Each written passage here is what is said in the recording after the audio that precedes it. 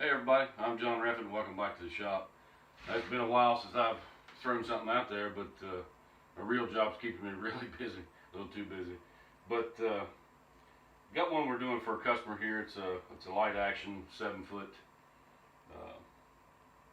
MHX blank, and we're just about to get it done. We've got all of our guides on, one coat of epoxy on the guides, but down here, I'll show this a little closer in a little bit. We did some marbling, and then we have to put our first coat on here, and also back here at the split grip part. Thought I'd show a little bit more of this and talk about some of the heat. You know, this time of year it's really hot, and if it gets extremely hot, it will not set up. It's liable to run on you. So, and also might dive into a little bit of plastics 101. Kind of gotten away from building the jigs and transitioning over to plastic baits, swim baits, worms, crawl baits, that sort of thing. But I'll get the camera turned around. We'll get started. Okay, so you can see what we got going here. Just about 4 inches or so out from the foregrip. We've marbled, tied off the ends of it here, and put our hook keeper on. Now, if this stuff has set, it's like when I did this, it set for 3-4 days, almost a week. I'll take a little bit of light sandpaper and just scuff it up. You might have an imperfection. You might want to take your razor knife, and cut out a bubble that didn't pop or something like that. But I'll do that to all of it. If it's only been a day or two, you really don't have to. But it just gives us something else to stick to. So we'll put the first coat on here, even towards the butt end. And sometimes when you do this marbling, it gets a little bit uneven. So you can put a coat of epoxy on it, kind of let it level out. Because on the split grip end here, I'm going to put the decal. So, and also have to go over at least one more coat on the guides. You kind of see there, the first coat didn't cover everything really well. So, and I also hit that with the sandpaper very, very lightly. So we got to mix up.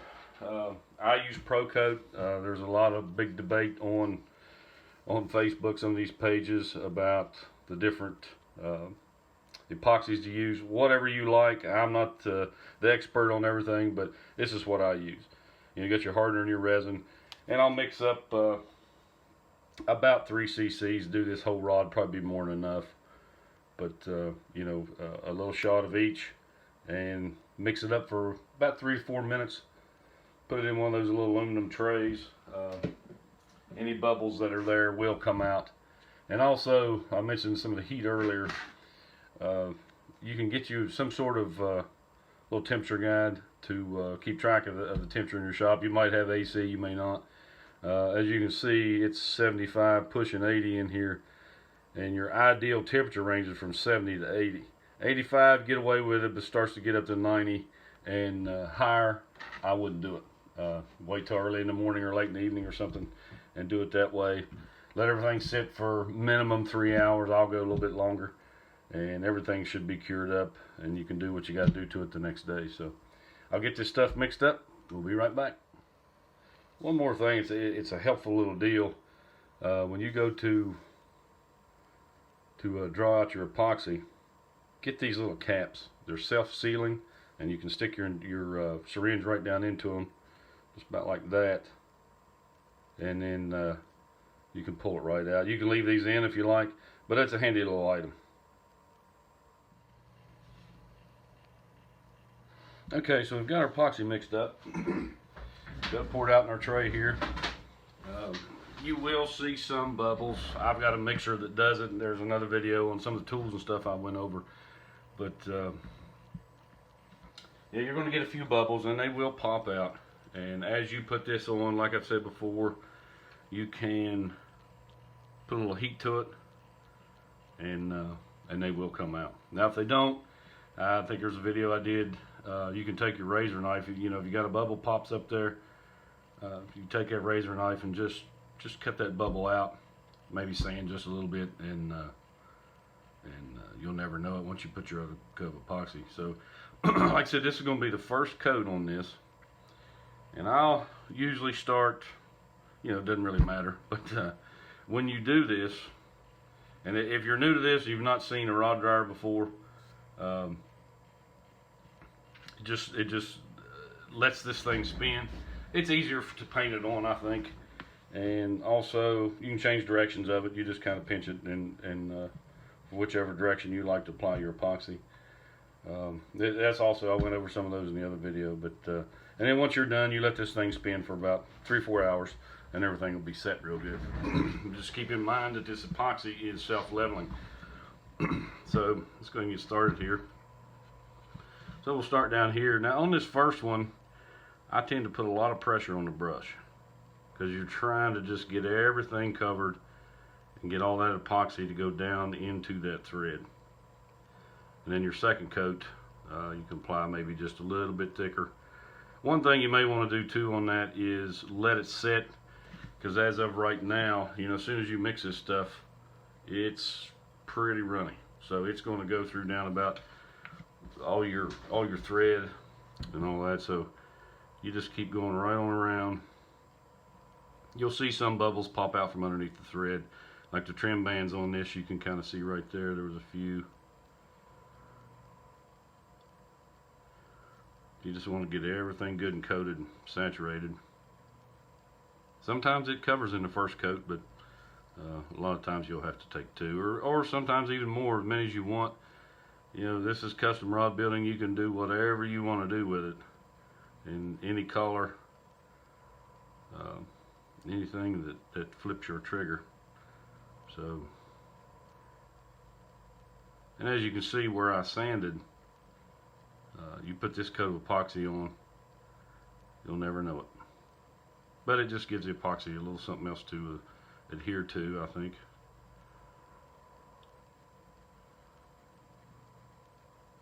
You can see little bubbles, but they will pop. I'm going to go ahead and put the... now, you want to seal this off between the blank and the thread. You don't want water to get up under that, because over time it will damage your thread. So you can come out 1/8 of an inch, 1/16 of an inch, 1/4 of an inch, whatever you want to do, whatever look you're going for, or whatever makes you feel good here. I like to go out, you know, 1/16 to 1/8 of an inch.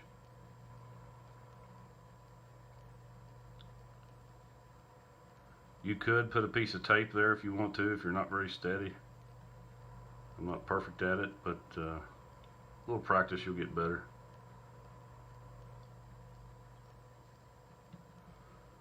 Get you a nice clean edge. And then as you go back over it again, you can put another coat.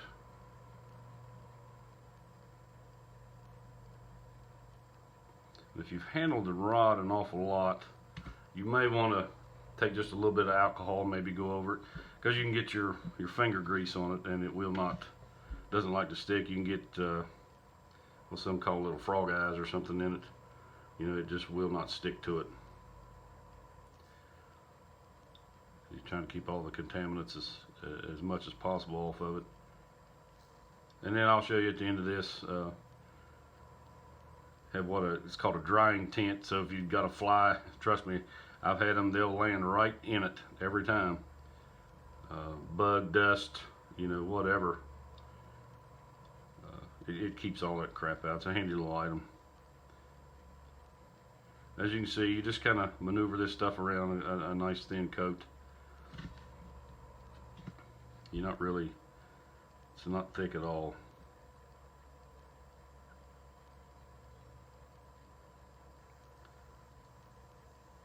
You know, with all this rod building, it's not that hard. You just, you know, practice, and you're going to mess up from time to time. But if you're building one for yourself, you know, that's okay. But if you're trying to sell them, my opinion, if I'm going to pay $100, $200 or whatever you're charging for that rod, I'd want it to be right. So get you an old blank maybe, and just practice on it,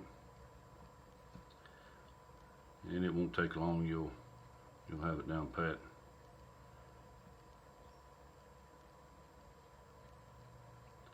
So you can see what we're going for here. So I'm going to stop the camera, get this finished, and we'll be back.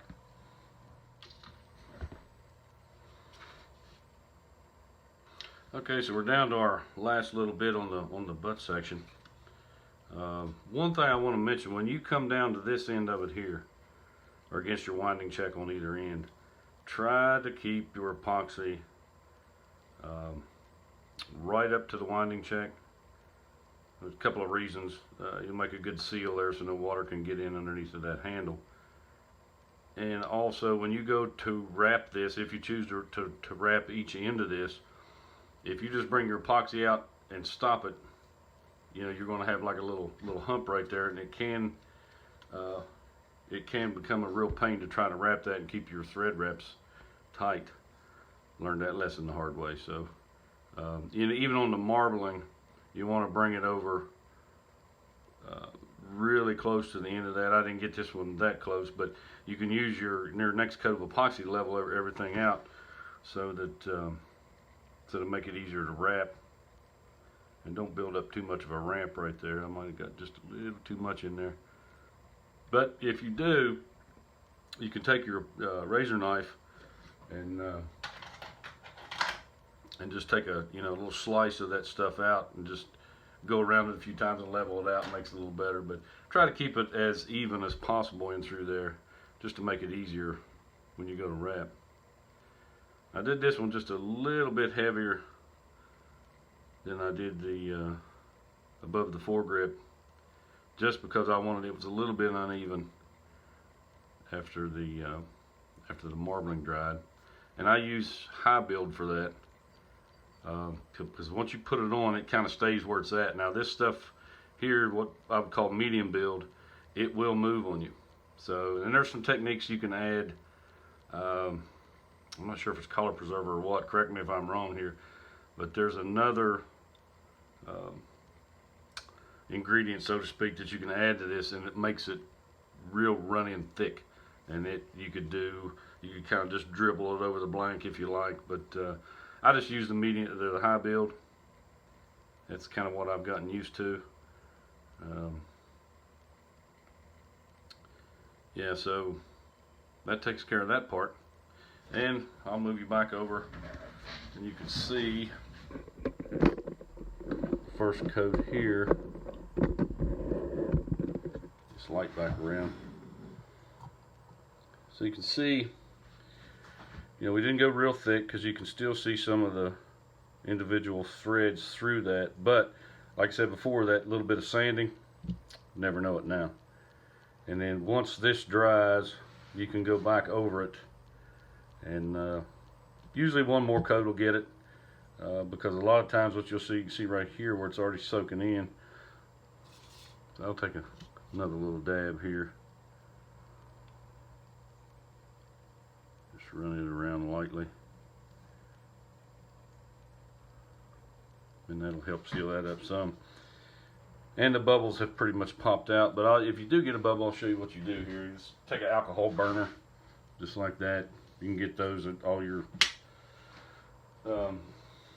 shop that sell all this stuff. I get my stuff from Mud Hole, but wherever there's other places that sells it too. And well, maybe I need to add a little alcohol to that. But this little extra bit of heat will definitely help for sure.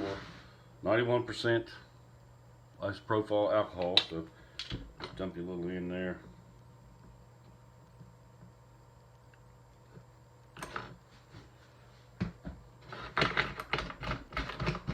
And get that fired up.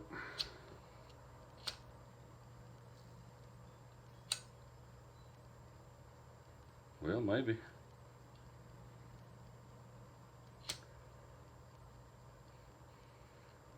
Everything wants to be stubborn.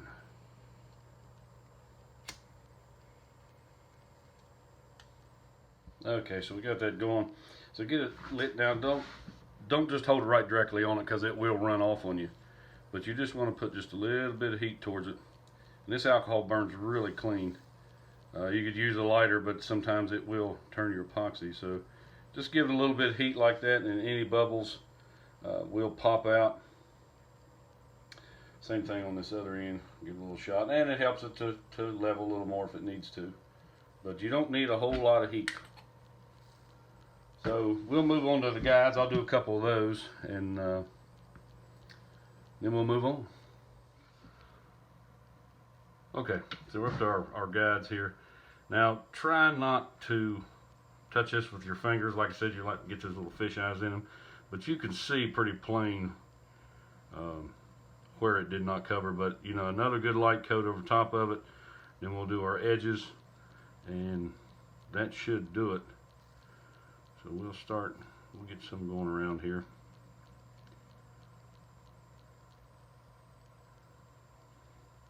When you wipe these down, try to get some type of cloth that doesn't leave the little fuzzies all over it.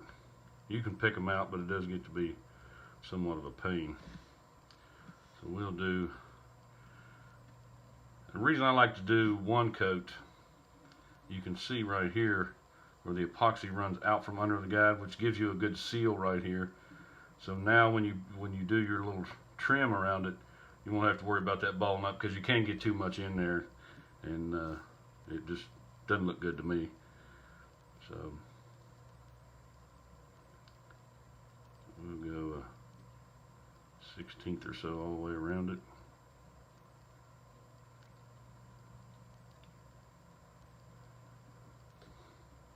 Just be real light with your brush there.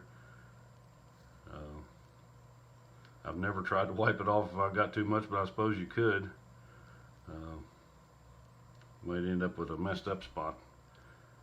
But just be, just go light with your epoxy and pressure on the brush, and you should be okay. The more you do, the better you'll get.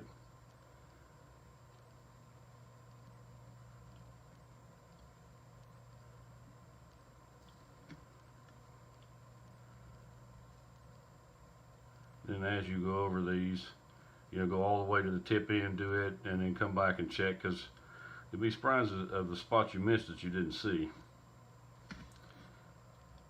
You don't want to turn one out with a half epoxy guide wrap.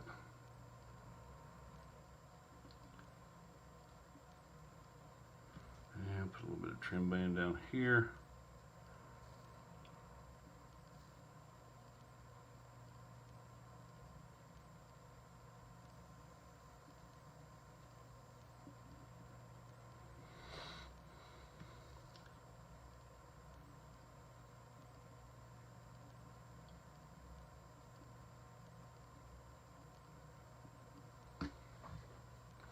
Now look it over. Just a little bit on top of there. Might need a little bit more. With these rod dryers, you can stop them. Kind of hold it where you need to there a little bit and dab some more on. It looks a little uneven now, but like I said, it will self-level. So there's that one. Let's move on to the next one here.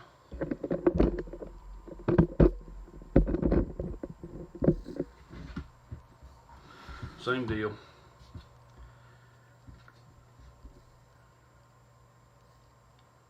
Run a little bit around, and it doesn't take long, especially on the second coat.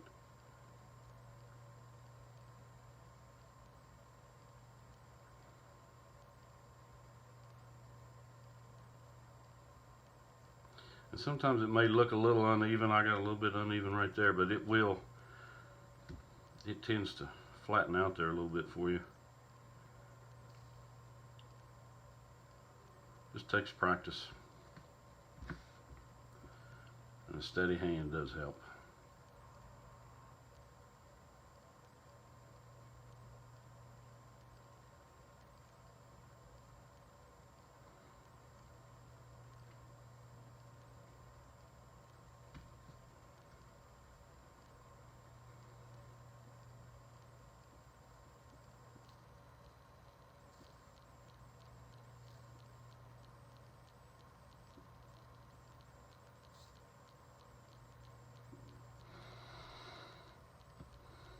A little bit more.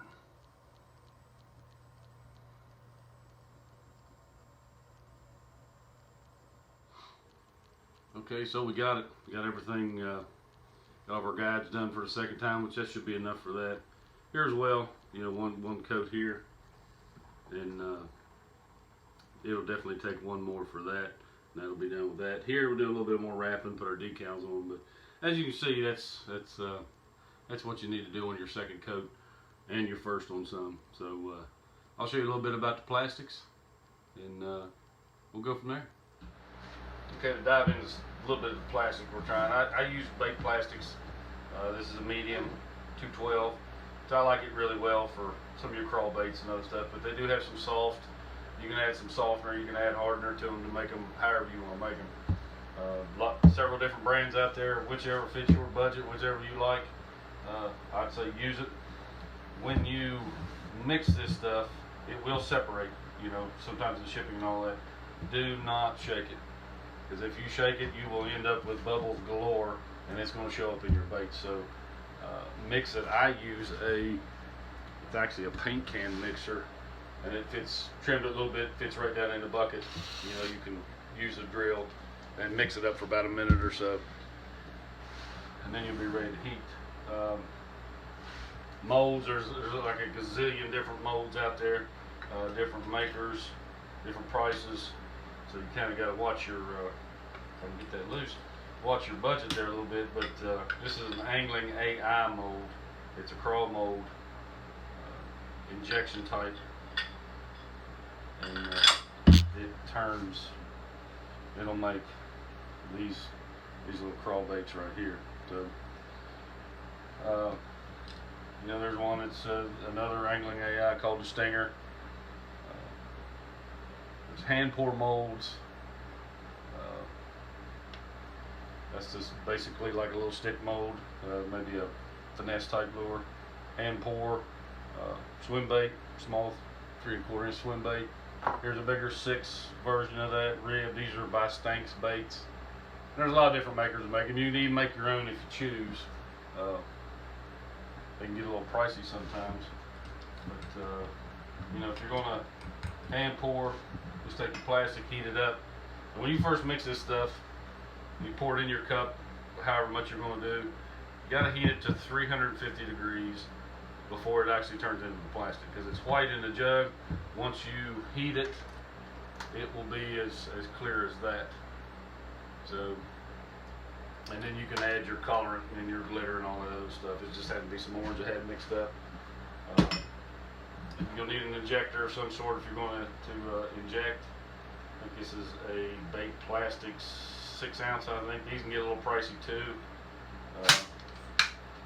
And there's a dual injector. This is a Baby Do It molds, 4 ounce in each, and you can color one side, color in the other. Take the blending block, put it on down top of your mold, and shoot laminate colored baits. But like I say, as you can see, you know, there's a gazillion different colors. That's kind of a dark watermelon with a little bit of black in the holographic flake. Blue, you know, whatever you like. As far as the colors go, I'd have to guesstimate me some of the best. I like some of the colors you're used to seeing in the store. You're going to see like Lure Works. This happens to be a Nightcrawler color, which turns out really good. Looks a lot like that. And a finesse worm. Red, you know, blue, watermelon. This is one. This is turns out to be one of my favorites. MF Dark Watermelon, they call it. MF Manufacturers, where you can get that online. Makes a really watermelony, goldish kind of hue. Let's see if I've got some over here. Similar to that right there. You can lighten or darken it however you choose. But that's pretty much what I'm getting into. I think a lot of people do it anymore. And you know, here's some of the Stingers. It's a laminate bait. Blue on one side, a chubby crawl kind of deal. Another crawl type bait, same deal, just different look. Some trout worms, do the same deal there. You can see the different colors in it. But you know, there's 100 different molds and probably thousands of different molds, different manufacturers. But you can make your own molds. You can make plaster molds. I kind of did that out of that finesse worm kind of deal there. There's a straight, like a magnum kind of worm, and maybe one day I'll show you how you do that. But there's a lot online about it. So hope some of this helped you, And if you got any questions, comments, shoot them down below, and I'll see if I can get back to you. Thanks for watching. We'll see you later.